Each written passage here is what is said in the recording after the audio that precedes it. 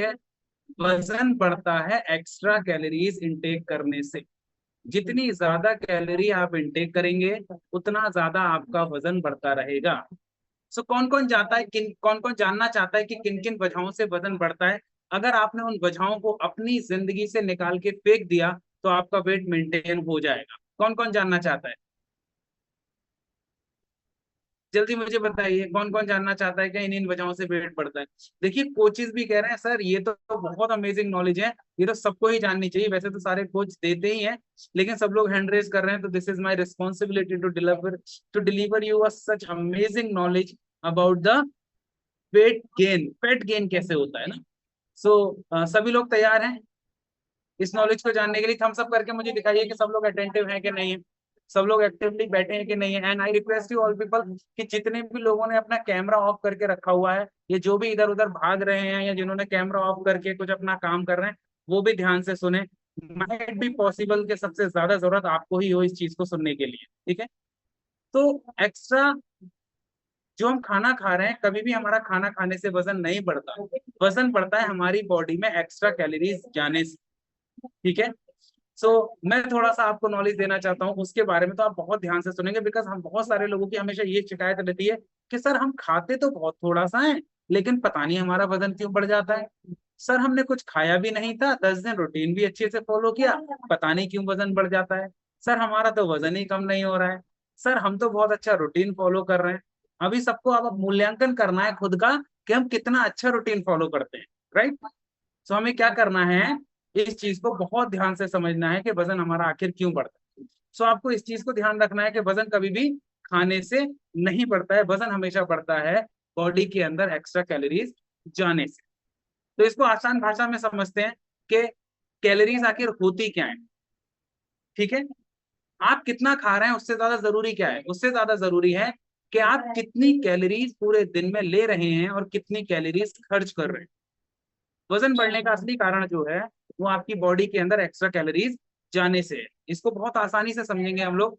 अगर जरूरत से ज्यादा कैलोरीज ले रहे हैं और जितनी ज्यादा कैलोरीज आप ले रहे हैं, अगर उससे ज्यादा खर्च नहीं कर रहे हैं, तो आपका वजन बढ़ने लगेगा, चाहे आप कम खाएं या आप ज्यादा खाएं, इससे कोई फर्क नहीं पड़ सकता है। अगर आप हेल्दी चीजें खा रहे हैं और आप एक्स्ट्रा कैलोरीज अपनी बॉडी में डाल रहे हैं, तब भी आपका वजन बढ़ जाएगा। ये चीज आप समझ लीजिए। तो सब लोग बोलेंगे क्या सर हम अनहेल्दी खाएं और कम कैलोरी खाएं तो क्या हमारा वजन घट जाएगा? हाँ, अगर आप अनहेल्दी खा रहे हैं और आपका जो है कैलोरीज इनटेक कम है, तो आपका वजन घट जाएगा, लेकिन आप पता है क्या हो जाएंगे? आप कमजोर हो जाएंगे, आप अनहेल्दी हो जाएंगे। समझ रहे हैं? अनहेल्दी कैसे हो जाएंगे? आपको माइट भी पॉसिबल कि न्यूट्रिशन डिफिशियंसी हो जाए और आप क्या कर पाए, अपनी बॉडी के अंदर एक लेथार्जिकनेस को गेन कर पाए, जिससे कि आप क्या हो सकते हैं, परेशान हो सकते हैं। लेट्स टेक एन एग्जांपल ना, कि अगर कोई एक दिन में 2500 कैलोरीज ले रहा है, ठीक है, और उसकी बॉडी जो खर्च कर रही है वो सिर्फ 2000 कैलोरीज खर्च कर रही है, और एक दिन में उसकी बॉडी के अंदर अगर 500 कैलोरीज एक्स्ट्रा जा रही हैं, तो ये फैट में कन्वर्ट होंगी, ठीक है?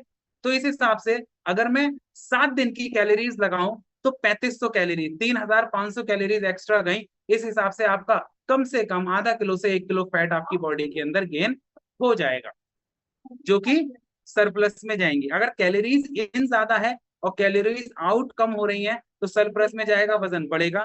कैलोरीज इन कम है और कैलोरीज आउट आपकी ज्यादा हो रही है, तो आप कैलोरी डेफिसिट में जाएंगे, जिससे कि वजन घटेगा घटेगा। और अगर कैलोरीज जितनी इन कर रहे हो, अगर उतनी ही कैलोरीज आपकी आउट हो जा रही है, तो आपका वजन मेंटेन रहने वाला है।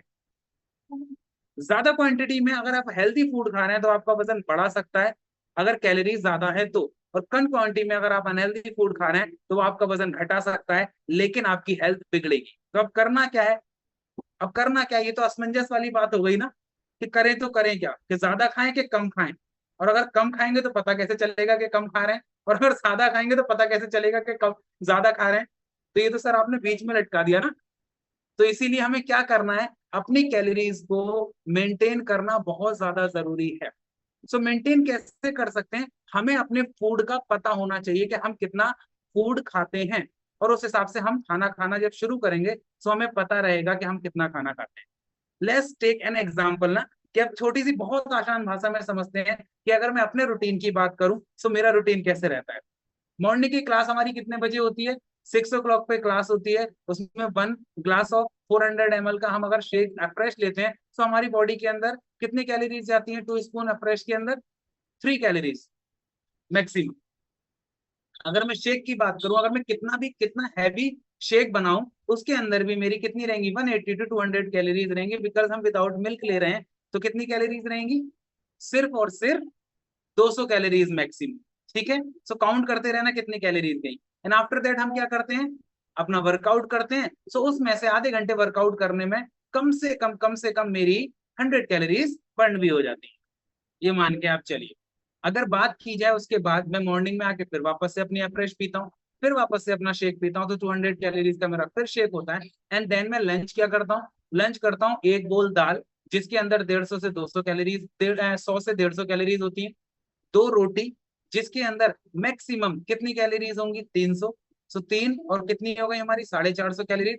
और थोड़े से कभी कभी राइस अगर पॉसिबल हुआ तब, नहीं तो नहीं लेता हूँ। ठीक, उसके अलावा एक सब्जी और सैलेड, खूब ज्यादा सा सैलेड मैं ये लेता हूं, तो मेरा कम से कम 600 से 800 कैलोरीज के बीच में क्या हो जाता है? लंच हो जाता है। ठीक है, सो मॉर्निंग में हमने कितनी ली? 400, और दोपहर में कितनी ली? 600। तो अभी तक कितनी कैलोरीज हो पाई है? 1000 कैलोरीज। अगर मैं इवनिंग स्नैक्स में पॉसिबली कुछ नहीं लेता हूँ और कभी लेता हूँ तो मेरी लाइट के बिस्किट या फ्रूट्स वगैरह ले लिए, तो ऑन एन एवरेज उसमें 100 कैलोरीज आप मान लीजिए। सो 1100 कैलोरीज। और इवनिंग फ्रेश और शेक बना के अगर मैं कितनी भी एक्स्ट्रा कैलोरीज लेके जाऊं, तो मेरी बॉडी के अंदर max to max every day, max to max मेरी बॉडी के अंदर 1200 से 1300 कैलोरीज जा रही है। ठीक है, अब बात करते हैं कि मेंटेन करने की। अब वो मेंटेन कैसे हो पा रहा है? वो मेंटेन ऐसे हो पा रहा है, अगर हम पूरे दिन काम कर रहे हैं, अगर हम पूरे दिन काम कर रहे हैं तो उससे क्या हो रहा है? अगर 1200-1300 कैलोरीज आपकी बॉडी के अंदर गई हैं, हम भागने में, दौड़ने में, बात करने में, कुछ भी जो भी एक्टिविटीज हमारी चल रही है उसमें हमारी कितनी, पूरे दिन में अगर मैं मिनिमम 100 कैलोरीज भी मानूं, और इवनिंग में मैं वर्कआउट कर रहा हूँ, सो इवनिंग में वर्कआउट करने में अगर मेरी 100 कैलोरीज जा रही है, सो बर्निंग कितनी है मेरी? मैं कम से कम 1200 से 1400 के बीच में खा रहा हूँ, और कम से कम 200 से 300 कैलोरीज के बीच में बर्न कर रहा हूँ। सो मेरा कैलोरी काउंट और बर्निंग कितनी रही? लगभग लगभग बराबर। ऐसा तो नहीं 10 दिन पहले प्रमोद सर को मोटा देखा था, आप पतले हो गए, बराबर है। अब ऐसा भी नहीं होने वाला है कि आज मैं पतला देख रहा हूँ, 10 दिन के बाद सर मोटे दिखने लगेंगे।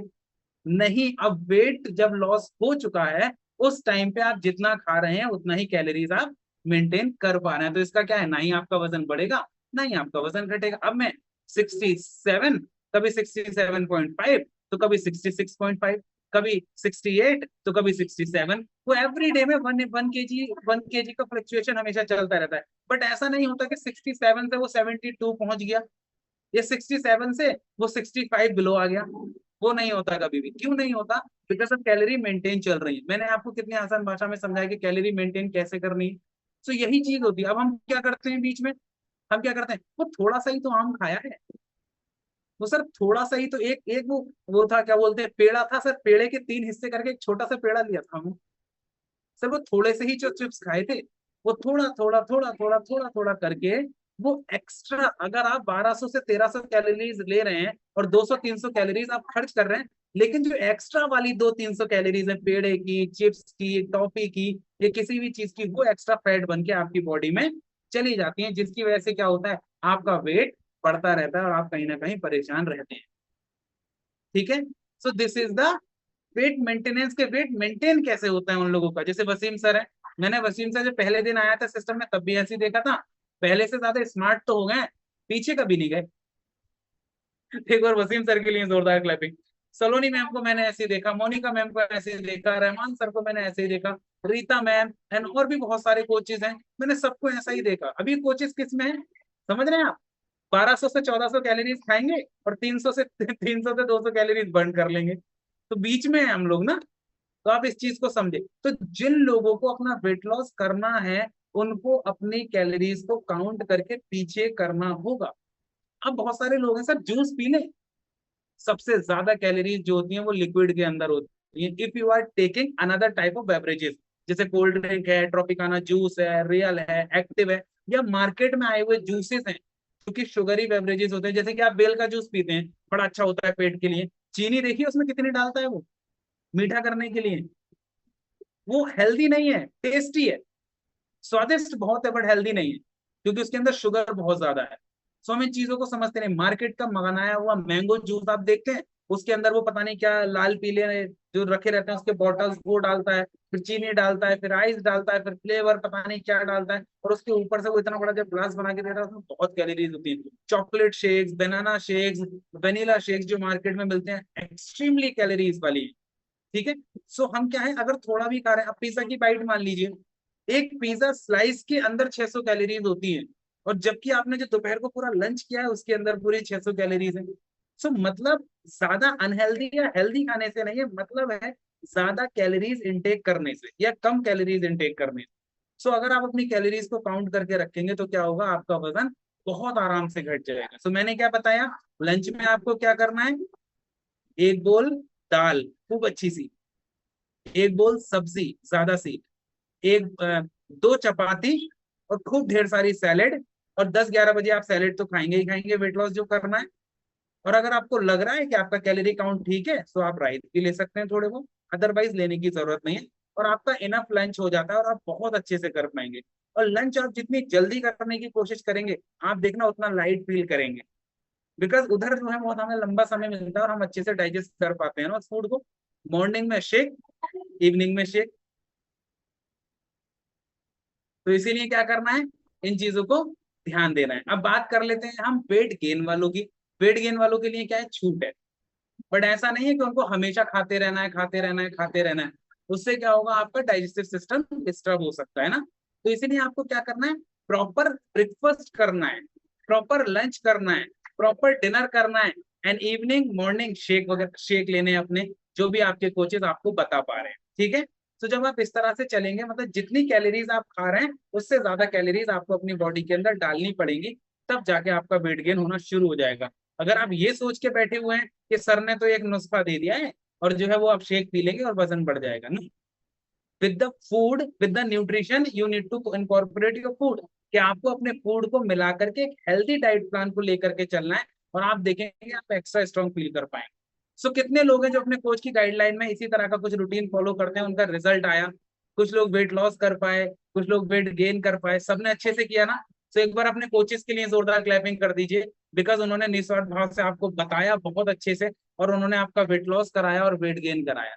सो बहुत सारे लोग हैं जो अपना हैंड रेस कर रहे थे कि उनका बहुत अच्छे से वेट लॉस हुआ। किस किस का बहुत अच्छे से वेट लॉस हुआ, हैंड रेस करके दिखाइए मुझे, जल्दी से हैंड रेस करके दिखाइए कि हाँ सर हमारा बहुत अच्छा